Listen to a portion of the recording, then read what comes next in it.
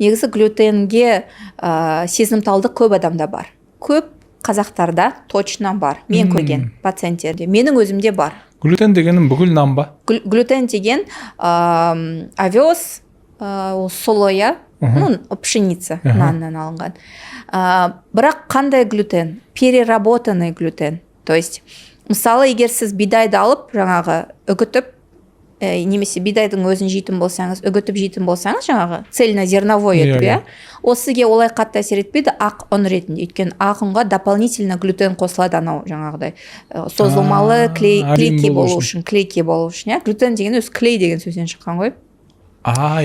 Вот. И, соответственно, көбінде непереносимость бар. И, соответственно, біздің қазір рационымыздың көбіне ақ ұн ғой. И, соответственно, оны жейміз, ішегімізге ол барады, оны қорытатын бізде фермент жоқ, и өйткені ол генетически обусловлен, қорытатын фермент жоқ, оны жеген ол қорытылмайды, тұрады, ыдырайды, ішектерді тесіп бастайды, сыртқа шығады қанға ол глютен, қанда оған антитела пайда болады, өйткені инородное же тело, онда бізде жоқ болған.